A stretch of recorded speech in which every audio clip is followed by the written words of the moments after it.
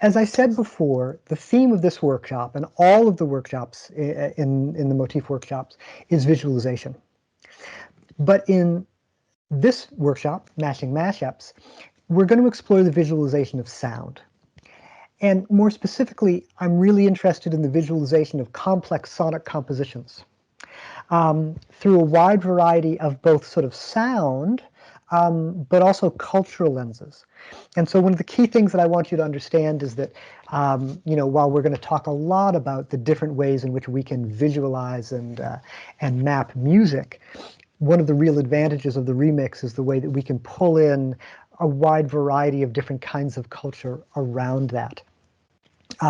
So when you see some of the examples that I'll show, you'll see that they actually go far broader than a simple kind of analysis of simply sound. And again, as I said before, we're going to spend a little bit of time talking about this idea of remix culture. Now, remix culture has a long, long history. But of course, it's completely accelerated in the age of digital technology.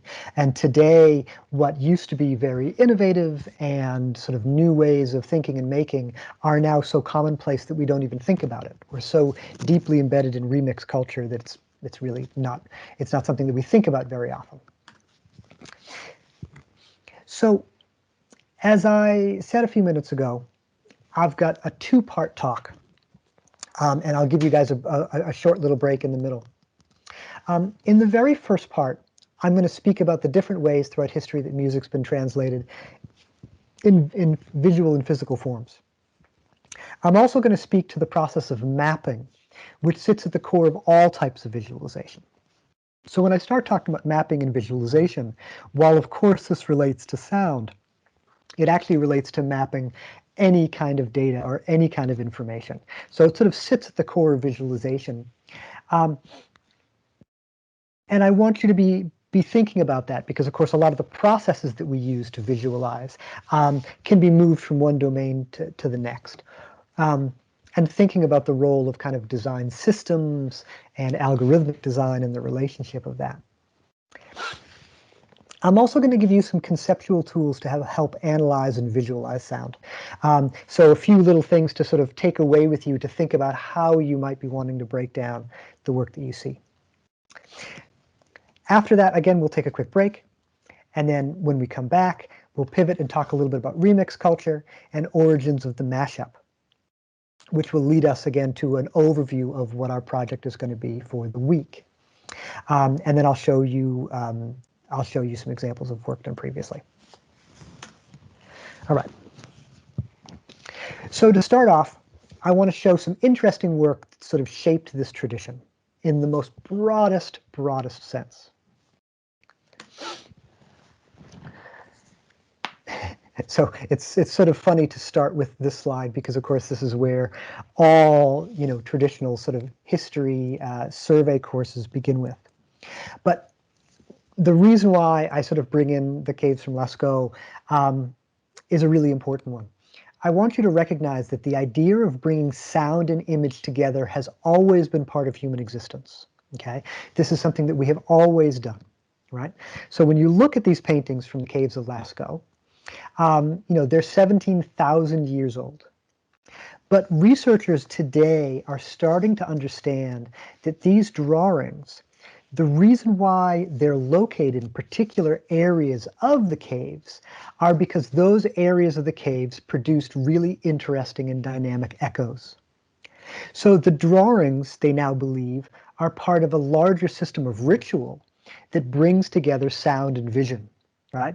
So we can't just look at these as paintings. These were actually markers also of sound. Now, why was that so important? And the reason why the idea of the echo is really important is because sound is a key sense that helps shape our existence. It helps shape our consciousness. But for the majority of human existence, the echo was the only way to hear a sound the second time, right? For the majority of human existence, we haven't been able to record sound. We haven't been able to capture sound. It was a completely ephemeral experience. right? So the echo was the only way that we could get a sense of that repeat, that sense of hearing ourselves. But, to anyone before 1877, which in the grand schemes is not that long ago, the idea that something that was said or sang could be captured and heard again, that idea seemed like fantasy before 1877, right? So because we didn't have the ability to capture sound, we looked at a wide variety of means to define and document and enhance sonic experiences. And that's why we have this sort of wonderful collection of kind of visualization and of sound sort of visualization materials, because we actually simply didn't have a way to capture it in any other method. So the work that I want to show you is going to be in chronological order, but it's going to jump around based on a rather arbitrary measure of how I see work sitting in relationship to the sound it represents.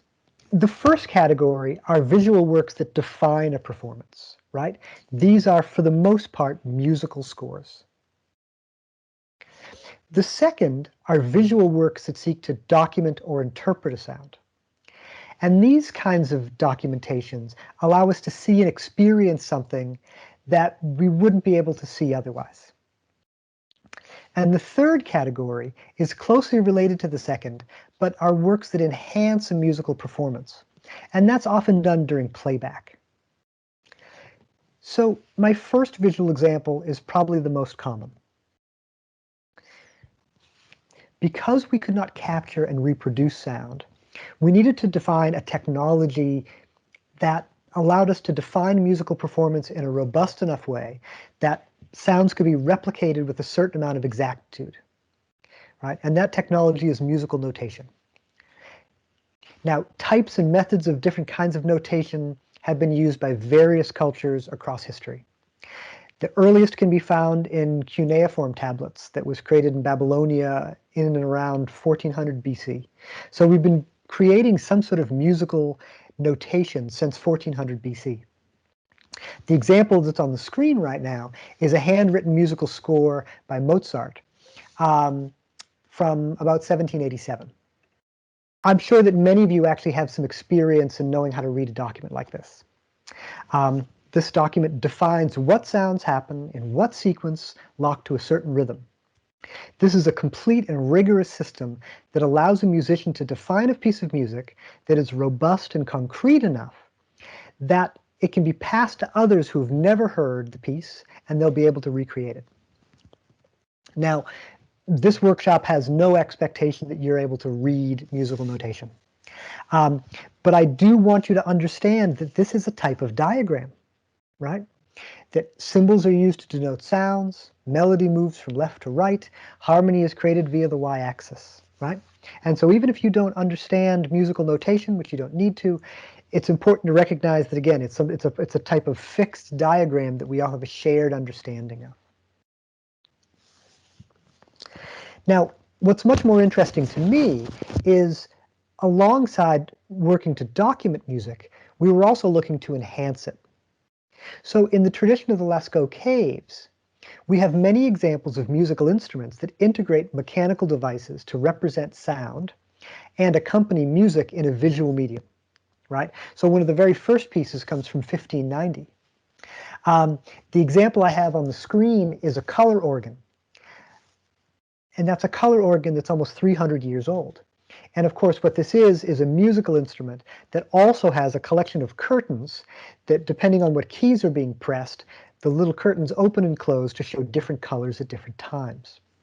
So that was something that was completely synced to the music. So it was a way of kind of enhancing the experience of listening.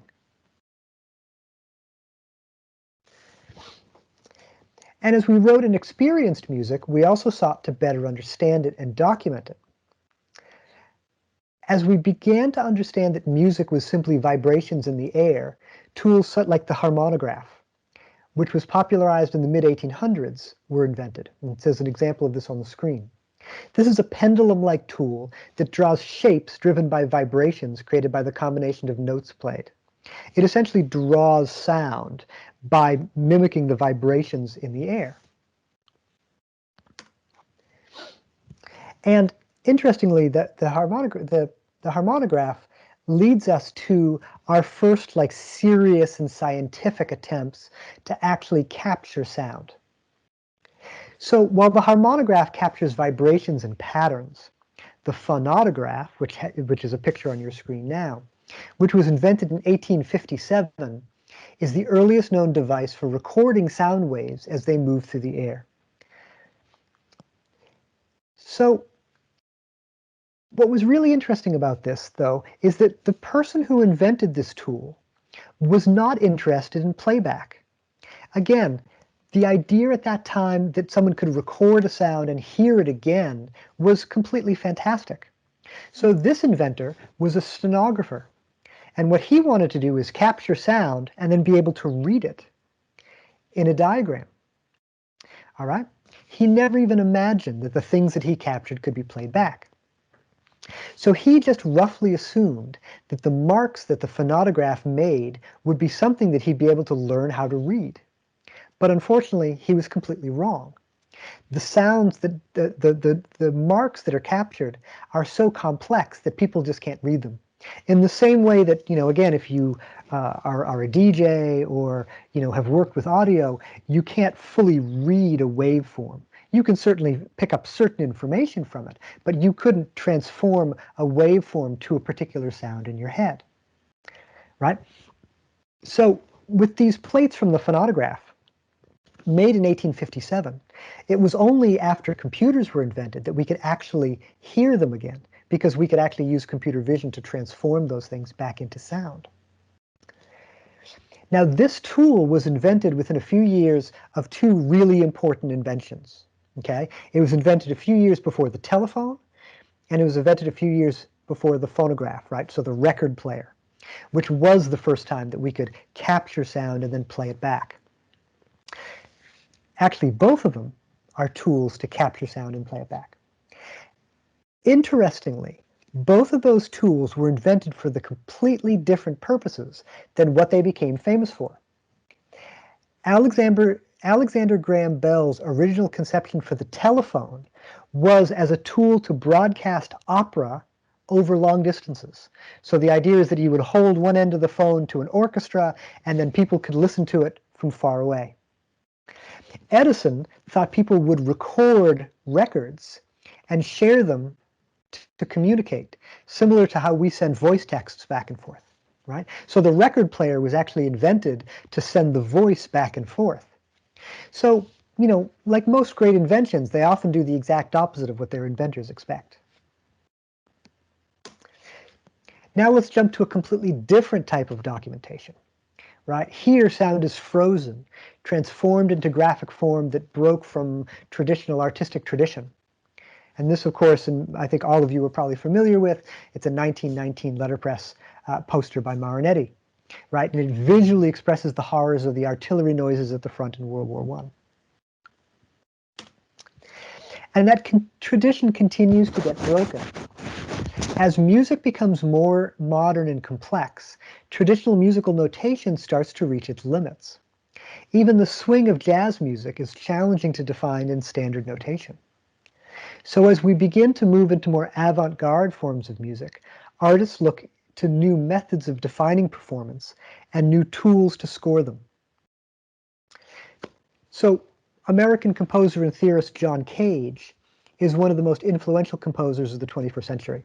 And he was a pioneer in this space in terms of creating visual scores. The score that's on the screen right now is from John Cage's aria. It's from 1958. And it consists of a sequence of curved lines that roughly describe the relative pitch path requested for the emission of sound. So colors placed on the curves prescribed a timbre change. Different timbres are not just predetermined by Cage on the score, but are chosen by the performer during the rehearsals. So I'm going to play, or I will attempt to play, and hopefully you'll be able to hear it, a short clip of part of this score. So again, the performer is handed this score, and they perform it based on the shapes that they see. Boost! to the burning bush where you give me to tell you. Oh, excuse, sir, not as a man. So are you able to hear that audio? Okay, great, because I can't hear it. So I won't wind up playing long sections of audio because I have no idea what's actually going on. So to continue that tradition, and again, all of this material is quite easy to find if you want to give it a longer listen. So the diagrams that are up on the screen now are actually the score to Brian Eno's 1978 work, Ambient 1: Music for Airports, which is sort of wonderful sort of ambient music. Now, what this actually documents are a set of tape loops that are overlaid upon each other to create ambient effects.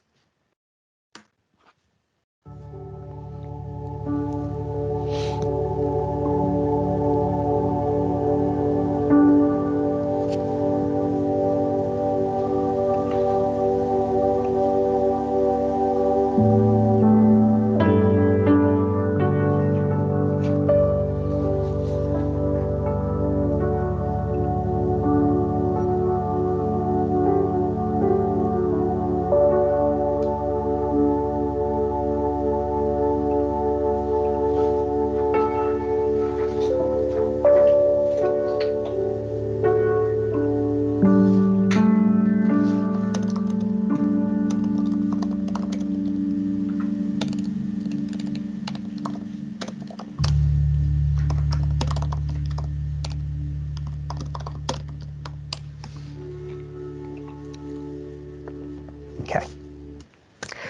So I'll show you one last contemporary work of musical documentation. This is a Japanese artist, Tokujin Yoshioka, and here musical vibrations from Tchaikovsky's Swan Lake are used as a catalyst for forming spectacular crystal paintings and sculptures. So the crystals are actually grown through 6 months of exposure to the pulsating tones of Swan Lake's orchestral soundtrack. So literally, it's a concrete visualization of the music based on its vibrations. Not all that different from the harmonograph.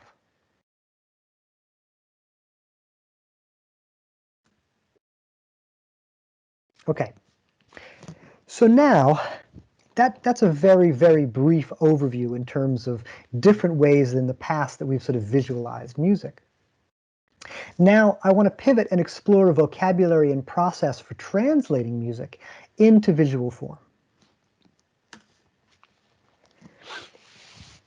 Now, in order for us to consider how music can influence the things we make, we have to reduce these really powerful works of personal expression into complex series of relationships.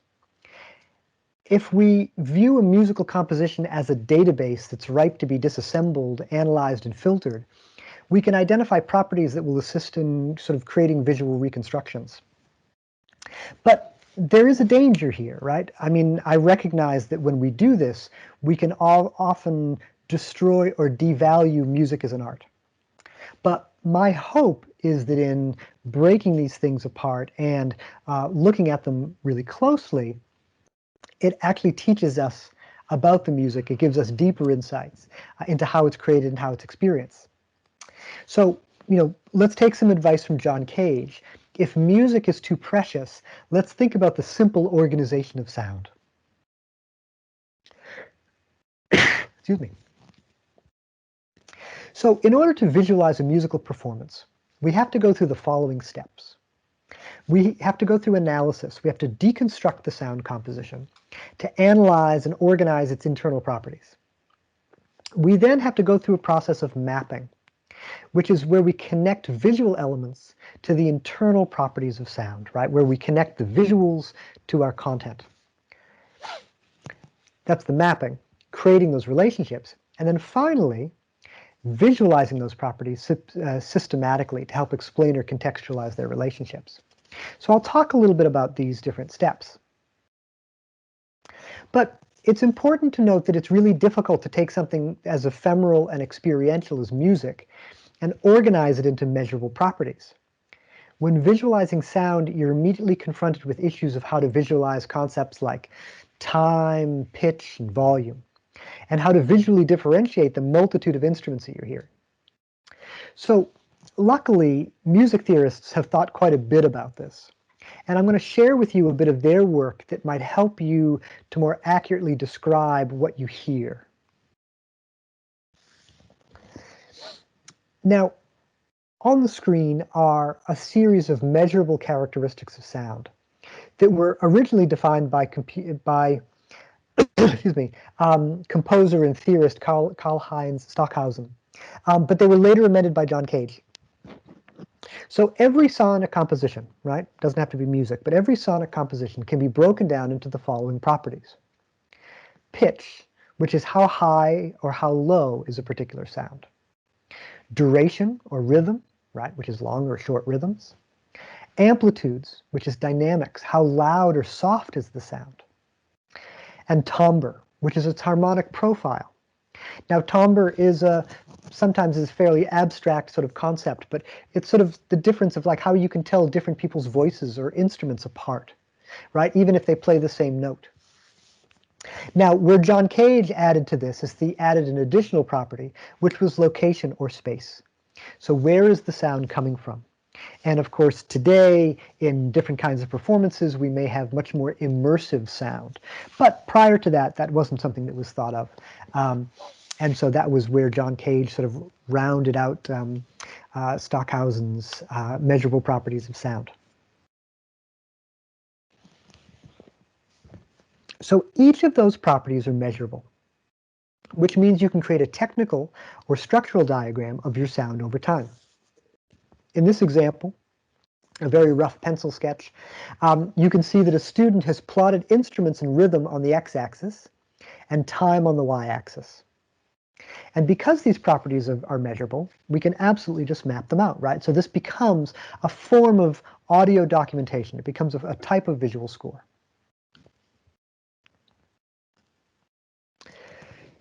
Now, let me clarify a little bit what I mean when I use the word mapping. Because I've talked a lot about mapping so far. And I use it in a very specific context. Now, mapping is a key concept for algorithmic design, for parametric design, for data-driven design, as well as user experience design. Now, I'm going to start with a product or interaction design example.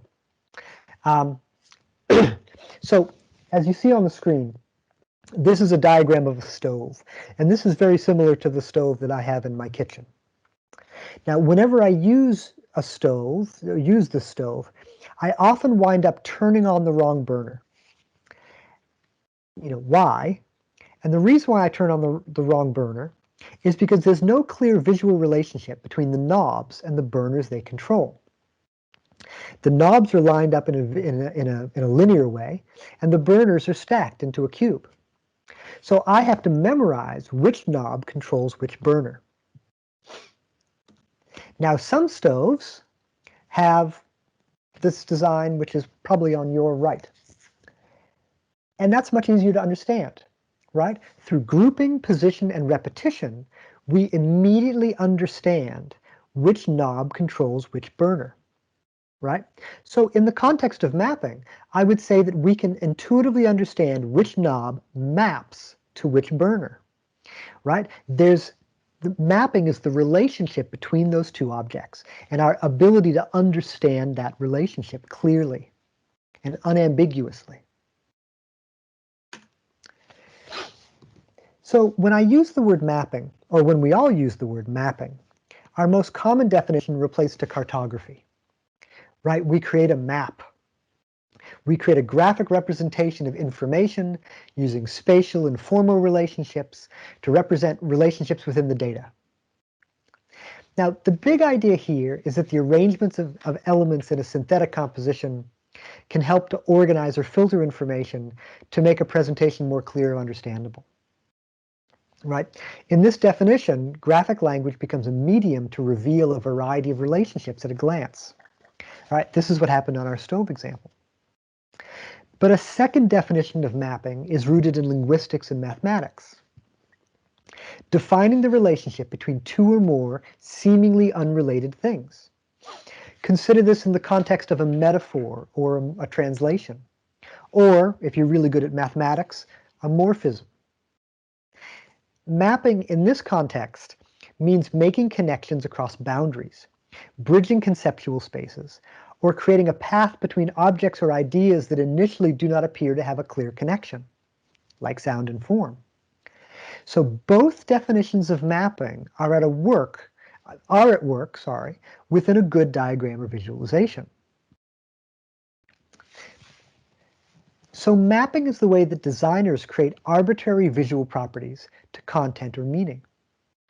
It's the process that allows us to define systems of a visual language that are driven by the properties within our content.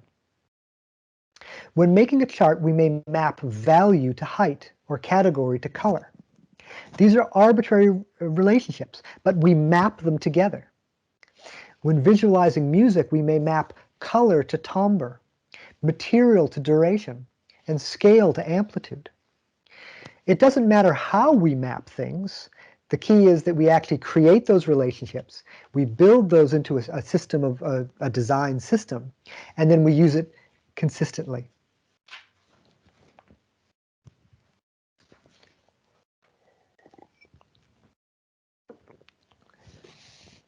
So a simple place to see this is in charts and graphs. On the screen is some work by William Playfair. Between 1786 and 1801, William Playfair invented the line chart, the bar chart, and the pie chart. So he obviously understood mapping, and obviously he's the foundation of almost all kinds of sort of numeric data visualization today. But in his bar chart, the height of a bar is mapped to a numeric value. The color might be mapped to categories, in the example here. In his line chart, value is mapped to height. Time is mapped from left to right. Okay? So when I talk about mapping, I'm talking about connecting these relationships together. But of course, it can be far more abstract than that. Mapping happens everywhere. Here's a really arbitrary one, but it's a learnable relationship, right? The relationship of color and depth on a laser cutter. I don't know how many of you use laser cutters or have used a laser cutter, right? But as you can see from this little example, you know, the relationship of color defines whether the laser cuts all the way through the material or at what depth it goes down to. So in this case, color equals depth. So at its core, mapping is just a system of rules that are defined that bridge one unrelated property to another to help us communicate. Our diagrams have nothing to do with the music, but we bring them together in such a way that people can start to understand them, and that's the key thing. Sometimes these mappings are intuitive, and sometimes these mappings have to be learned. And again, that's something that user experience designers spend a tremendous time on in terms of making sure that the mappings they create are understandable, are glanceable, et cetera, et cetera. Sometimes you have to create a key, right? You have to be able to say, this is the mapping that you need to understand. And someone has to be able to look at that and read it and then sort of decipher what that diagram is going to be. Now, the reason why I'm so interested in mapping, and this goes far beyond the work that we'll be doing in this workshop, is that sooner or later, if you are interested in visualizing information, you wind up having to visualize live data. And that means that if the data is going to be coming in from the outside world in real time, we can't just create a composition for it. We actually have to create rules for the relationships within the data. And then those rules are then run to sort of respond to the incoming values in real time. And we do this through creating pieces of software. And so that mapping becomes really important because as a designer, it means that I'm basically a rule creator. I'm someone who actually just creates systems of rules and then allows those rules to sort of run out and play out. Now, the example I have here is a bit playful. I'm turning it inside out. Because if we can use live data to create form, we can reverse the relationship and create new experiences out of form.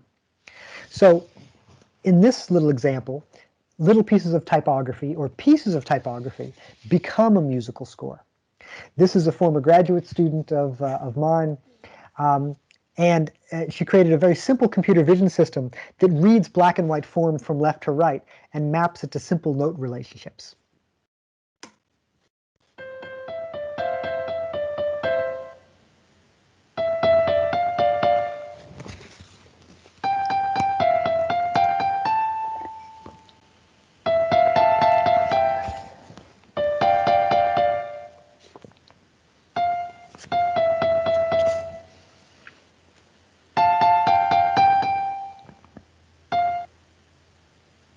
And the point of a piece like this is, of course, that those pieces of paper could be moved around and, you know, completely reprogrammed. But the idea is that the mapping stayed the same. All right, and I'll leave the subject with one masterpiece of mapping, which is Michel Gondry's video for Daft Punk's Around the World. In this project, the choreography of the dancers mirror what's happening in the music. Each group of figures and their movement is mapped to an instrument playing on the track. The tiny brown-headed athletes represent the bass, the disco girls represent the synthesizer, and the skeletons represent the itchy sound of the guitar, right? So it's important to note that not all mapping doesn't have to be a serious subject, but the way in which this mapping has been created means that the music itself drives what's actually taking place in the visualization of the music.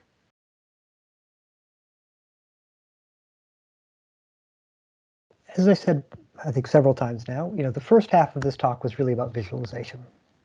And now we want to talk a little bit about remixes. We want to talk about a specific kind of cultural form.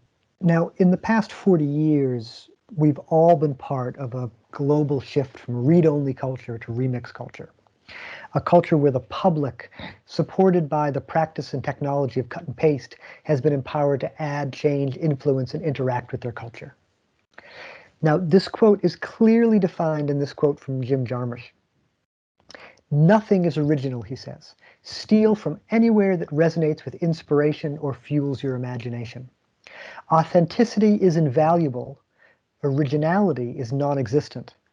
And don't bother concealing your thievery. Celebrate it if you feel like it." Now, this break from the tyranny of originality in art and music is a completely fundamental one. This is, of course, the exact opposite of everything that I was taught in design school when I was a student. But again, so much of the work that we see today and the artistic work that we value is very clearly, you know, a pastiche of a variety of things brought together that are recognizable. So what is a remix? A remix can be roughly described as the activity of taking samples from pre-existing materials to combine them into new forms according to personal taste. The ideas that underline remix are not new. We've always done this. Remix thinking sits at the core of our shared folklore and fables. It serves as the platform upon which we improvise, right? We create new things based on a database of things that we already know. But today, remixing has become ubiquitous in art, music, and culture at large. It plays a vital role in mass communication. It's a type of folk art. Anyone can do it and has a myriad of forms, right? So as you can see on the screen, folklore and fables, improvisational work, graffiti, internet memes, media responses, you know, YouTube and TikTok and things like that. Data collisions, the bringing together of different types of data and mashing it up on the computer screen. Writer and director and producer Kirby Ferguson compellingly argues in a video called "Everything is a Remix" that all original creative material builds off of and remixes previously existing material. And I'll ask you to take a quick view of this video later on this afternoon, and I'll share the link to you. It's in our resources. It's a quick video. It's about 30 minutes long, but he describes remix and how it's used in both cinema and music in a way that I could never do in a more formalized lecture. So it's absolutely worth taking a look at. Now, when we talk about audio remixes, we can loosely organize them into three general categories. right? The first types are extended remixes. And these are longer versions of original compositions, adding long instrumental sections to make it more mixable for the club DJ. Extended remixes first appeared in the 1970s, growing out of the disco era, right? So if they had a song and people liked it, they wanted to make it longer and made it as long as possible, right? But it was still the same song. Now, the second type of remix is a selective remix. This consists of adding or subtracting material from the original composition. This type of remix made DJs, sort of popular in the music mainstream during the 1980s. One shared trait of these remixes, however, and particularly both the selective remix and, of course, the extended remix, is that there's still an intent to keep the essence of the original composition intact, right? In a selective remix, you still know what song is playing, but the idea is that new elements are being added to it. It's the third type of remix that's markedly different, and this is called a reflexive remix. These remixes grow out of the aesthetic of sampling. And in here, the essence of the original sources are challenged, even when those sources remain recognizable. But the key thing to understand about a reflexive remix is that it essentially becomes a new thing, right? It becomes a new composition, as opposed to just modifying something that already existed before. So in our workshop remixes, I've linked to a collection of sample breakdown YouTube videos, which are really fun to watch, and they're worth taking a look at. They're really powerful and well done information visualizations of how original samples are transformed into new reflexive remixes. So I'm going to show you one very, very quick one that shows how a segment of a 1979 disco track, More Spell on You, was transformed into a 2007 song that I'm expecting that all of you will recognize.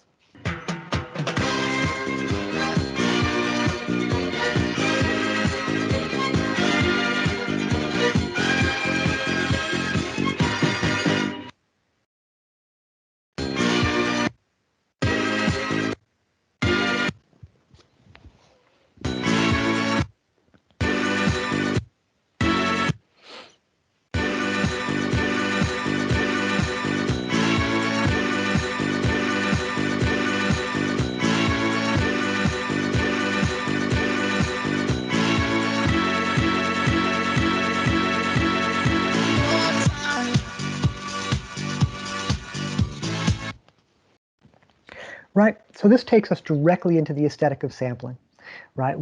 A new track has been created from pieces of other things. It's been translated in ways that, in some ways, it's completely unrecognizable.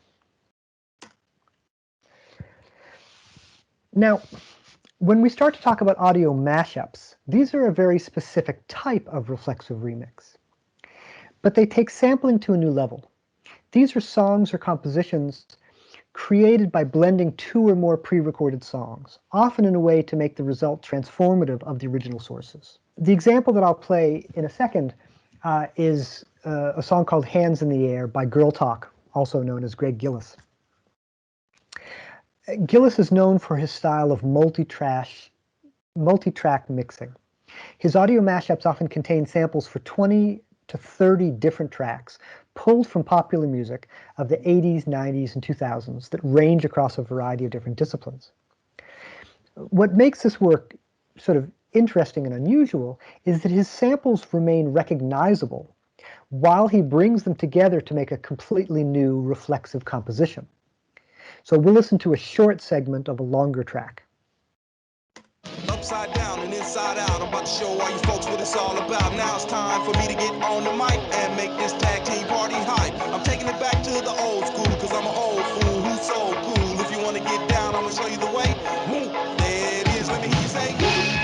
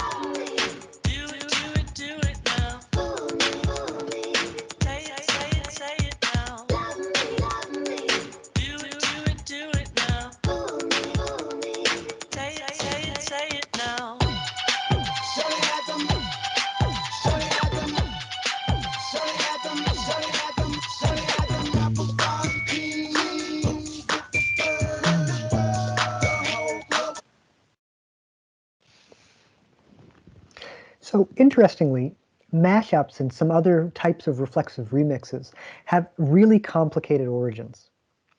And while they have a lot in common with the more traditional types of audio remixes that I've already described, they also have been influenced by sort of more avant-garde types of sound art, including musique concrète and other audio constructions.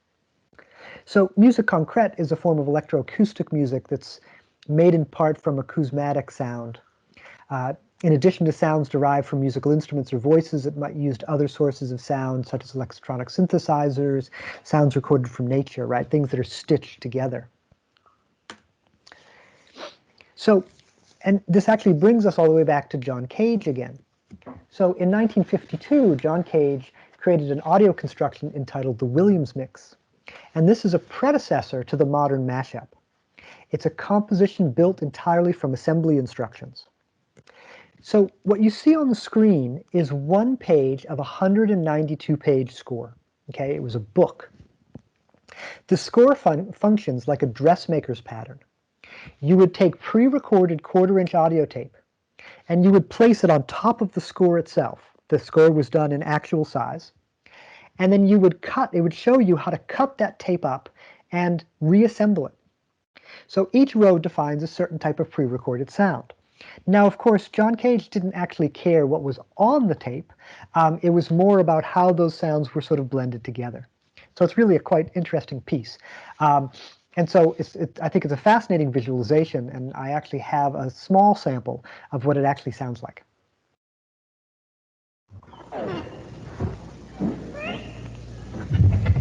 Let's go.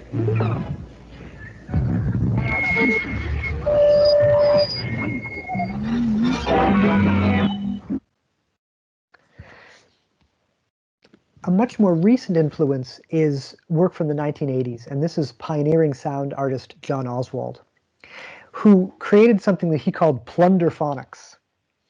And what he was really focused on is what he called audio piracy as a cultural prerogative, right? He believed it was a cultural prerogative to steal audio and be able to stitch them together into new things. He actually began sort of the academic discourse around audio plundering and sampling. And his original essay, which is titled Audio Piracy as a Cultural Prerogative, is actually linked in our resources. And I'll show you where the resources are. But if you care to give it a read, it's not a requirement. But it's certainly an interesting read. So this is a sample of his work, which is an audio collage exploring the language of James Brown and Public Enemy, titled Public Enemy Brown. Now, keep in mind that this is done before computer sampling, right? So this is all sort of real traditional kind of tape-to-tape remix. 1, 2, 3, 4. Bring that beat back.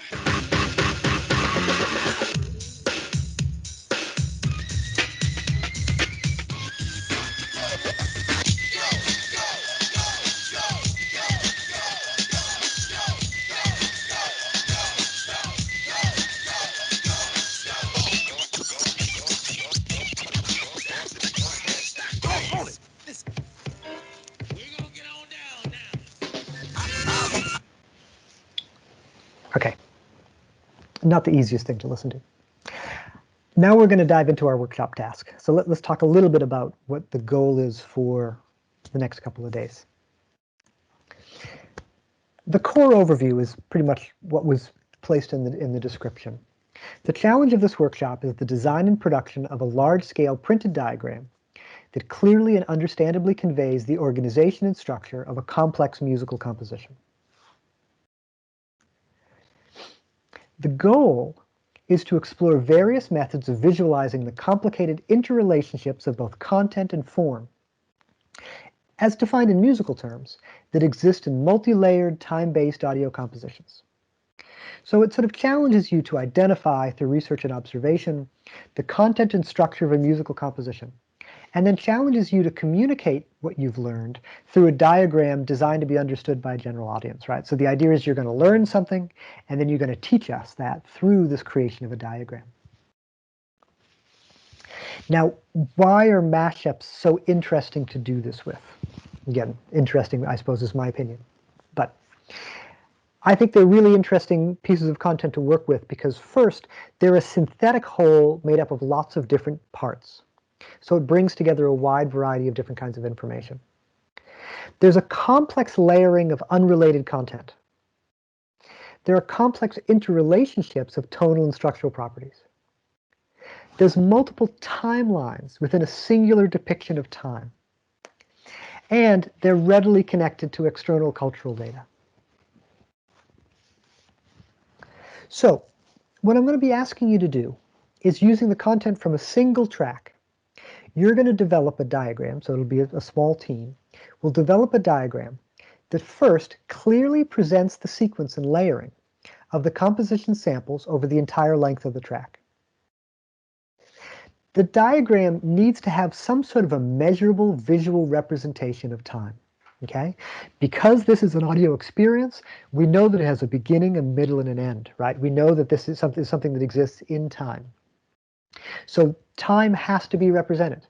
How time is represented visually, I'm very, very open to that. But the idea is that there needs to be some sort of representation of time, and it has to be measurable, which means that it has to be within a scale in which we can sort of judge the relationships between pieces of the composition.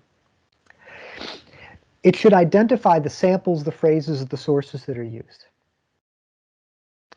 It should present the content in an interesting, creative, and aesthetic presentation while remaining functional and usable, right? So this is an opportunity to create a really interesting and dynamic diagram. I'd really like you to think about how this diagram could be built from rules or systems that you can clearly define during critique. So when we talk about the work, we'll be able to talk about how you've mapped certain visual properties to the properties within your track that you've identified. So the last rule is really important because that's something that I really want you to grasp. But this is where it gets interesting. There's a wide variety of additional characteristics that you can choose to give visual parameters to, right? It may be this, what the piece sounds like: melody, harmony, tempo, rhythm, dynamics, timbre. But other issues like importance of sample to overall composition, recognizability of sample to overall composition, things like metadata taken from samples, genre, year released, etc., or a wide variety of external information, and I'll show you quite a few examples of those. So this diagram from a rather old issue of Wired magazine is the first published example of a visualized or diagrammed girl track talk, right? So that's just, one particular mashup artist. And its content is fairly thin. It simply defines the ordering and layering of the samples, okay? But what I want you to grasp from this diagram, and I'll play the audio very briefly, is that it's something that you can follow along with, right? You can see which samples there are, how they're layered, and how time moves, even though it's a circular diagram.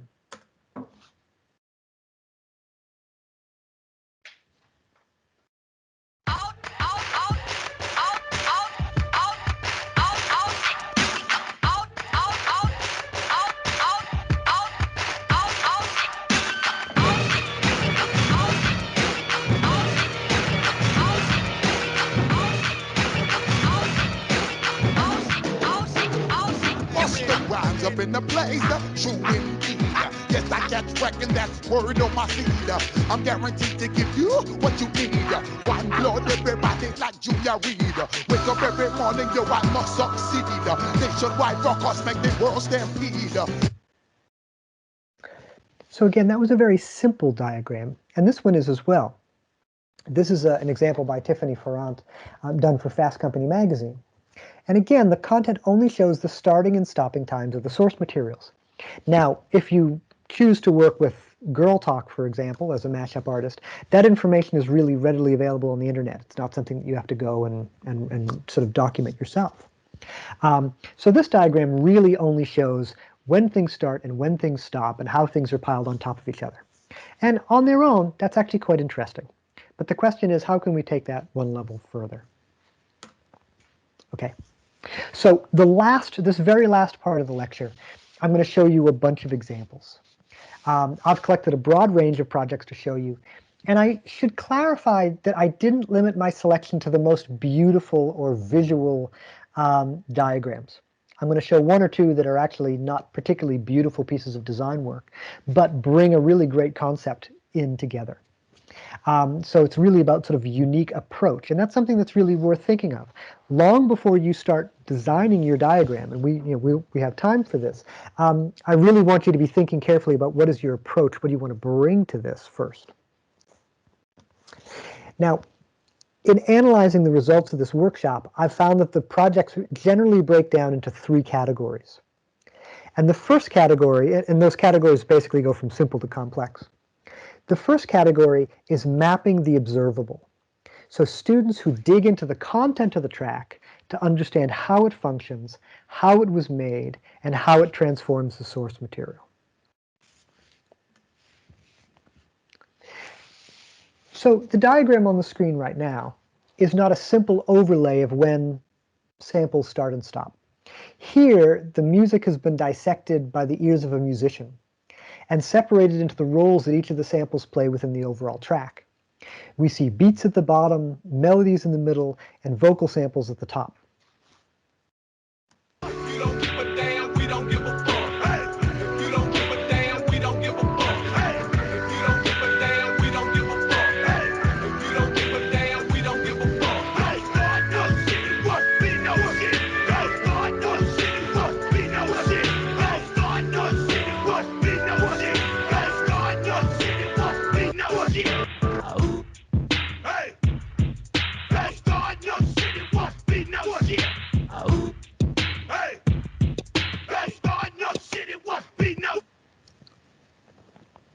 Now, this next piece is an extremely large-scale diagram.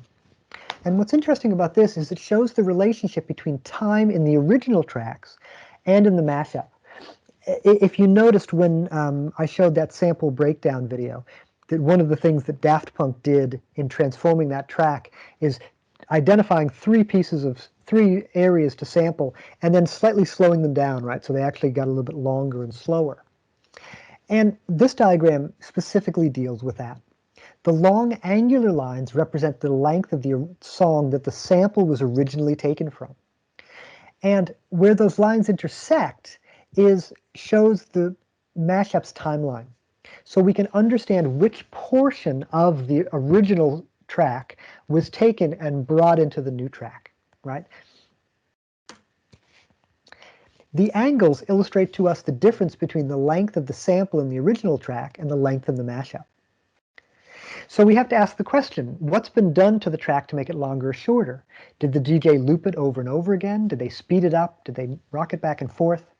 So at the very bottom of the diagram, you'll see that it uses a collection of icons to explain the technique used. Right? So here was someone who was very interested in sort of the practice of DJing and sort of understanding, well, what happened to this sample and what made it different from what it was in its original form and how that stitches together into this final new track.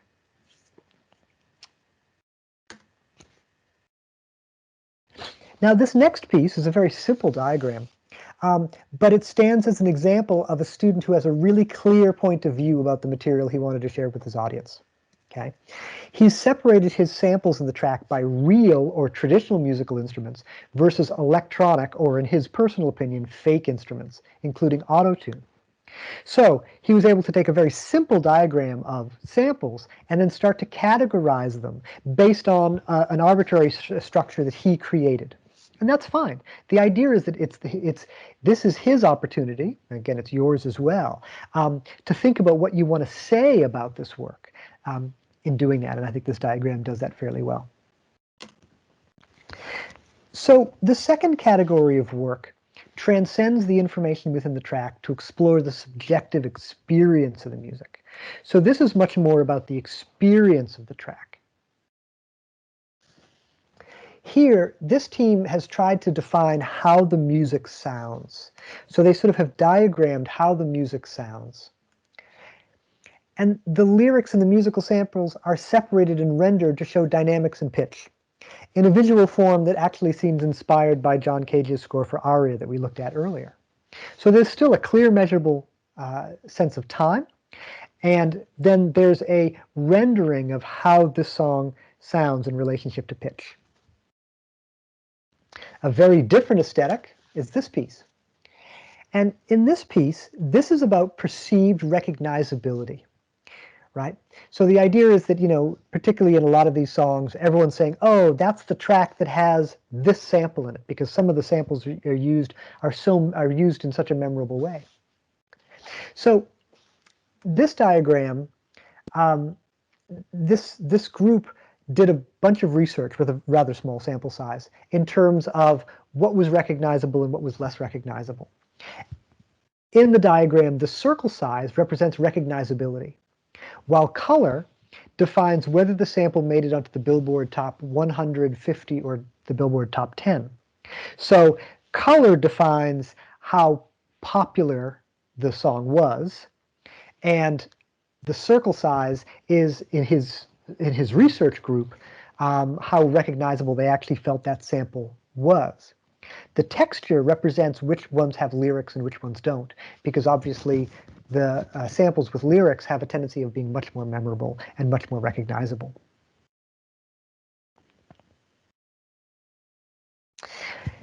In a rather similar method, this group plotted the heart rates of 3 test subjects as they listened to the track, right? So they wired up 3 different people and they played the track and they took that as data that could be visualized. So you can see here that one of the test subjects was a big Barry White fan, right? So this is completely arbitrary data. What they were interested in is they listened to the track, they said, I'm really interested in what this does to me physically, and I want to tell that story, and I'm going to tell that story through 3 people. This diagram visualizes the exact same track, and this one documents it in the context of a workout. So heart rate, strides taken per minute, and calories burned per minute are shown along with the track samples, right? So this is a captured moment in time of the track and other data that goes around it. But you can see that we're starting to move from content that's internal of the track to now content that's external to the track. And that's what our next subject specifically deals with. So the last types of diagrams I'm going to talk about are the ones that mash up information in the track with some sort of external data, right? This is data that's pulled from the outside world that's not embedded in the track or the experience of the track itself. This is a diagram of Jordan Roseman, who goes by DJ Earworm. The diagram tells the story behind this track. So every year, and I believe he still does it, DJ Earworm creates a mashup from a very specific data set. He takes all of the songs that charted on that year's Billboard charts, and he makes a new song out of them. So it makes for a song with a tremendous amount of samples. I know you want goddamn right. You want it. This here's remix. Got symphonic soul. I got fucking electronic beats. I got hip hop music with the future fly. So don't worry, even if the sky is falling down. Gonna be a day when it knocks you down. So baby, don't worry. When it knocks you down. When you go down, don't even worry. Just get back. So when we talk about external data, the top half of the diagram shows the position of each track in the overall composition. Each ring of the diagram represents a different track, so you can see exactly how many different tracks have been sampled and stitched together. The bottom half of this diagram shows how long each of those tracks spent on the Billboard chart, organized from most to least. So that could say something about recognizability, popularity, et cetera, et cetera. But it's, again, what makes these diagrams very different from the ones that we've seen previously is that this has been mashed up with another external set of data. Here, Billboard chart data is brought in and combined. This diagram is organized on the y-axis by total album sales for each sample. And it tells a really interesting story. The 3 tracks that have the most historical album sales particularly the sample from Black Sabbath from 1970, followed closely by a Ludacris sample and a Jay-Z sample, are the three that open the track, right? Which gives the track a really powerful and iconic opening. And in some ways, this provides insight into how the artist is seeking to make a track memorable. He's, in all of the samples that he uses, he's taking the three that were the most popular and the most recognizable and stitching them together for that opening riff.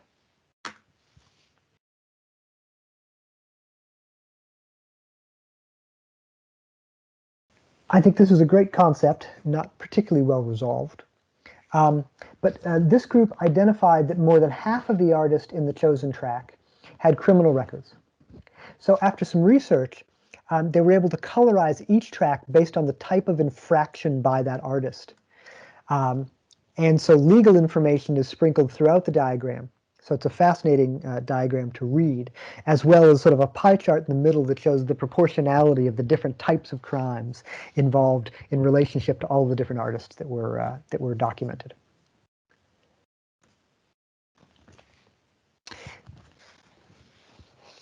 In this diagram, the designer was interested in creating samples in the track and connecting those samples to how many views they had on YouTube at the time.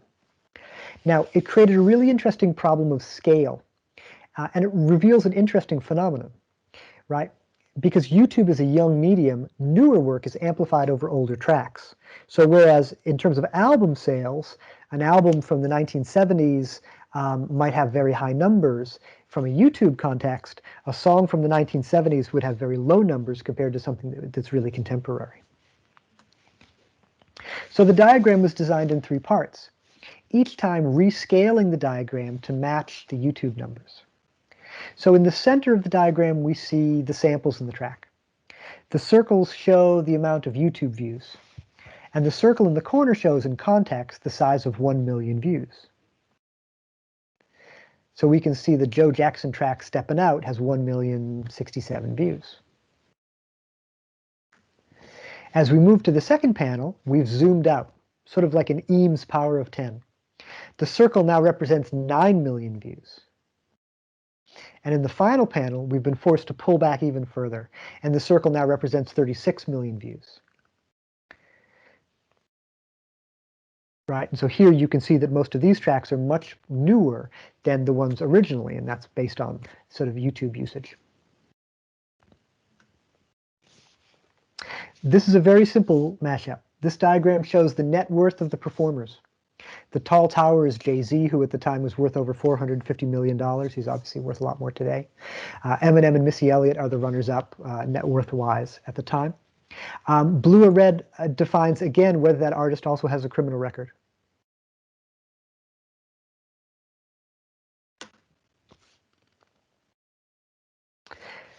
This designer started off with a great question. If Greg Gillis had to pay for copyright clearance of his tracks, how much would it cost and who would he pay? So at the time, the answer was about $450,000 in rights fees. So in this diagram, each track, and you can see that, you can see how the tracks are organized, but the tracks are colored based on which of the 5 big rights holders would demand payment. At the time, there were only 5 companies that held almost all the rights to all of the music that was being used. And the very last diagram I'm going to show you is titled The Musical Solar System of Rick Rubin. And it plays a 6 degrees of separation game with the famous music producer, attempting to visualize Rubin's centrality in the history of contemporary pop music by making Rubin the sun in a solar system that connects him to every song sampled on the Girl Talk track like this. So it's a diagram of relationship between musicians. Purple lines show who produced who. Blue lines means they've performed together. Green means the artists have sampled or they've been sampled by each other. Pink line means that one artist has covered the other. Now, this is obviously a diagram done by a DJ who's fascinated by DJ culture. And of course, also obsessed with the deep kind of influence that Rick Rubin has had across an entire genre of music. If you follow this URL, this and many, many more diagrams are available online in terms of documentation.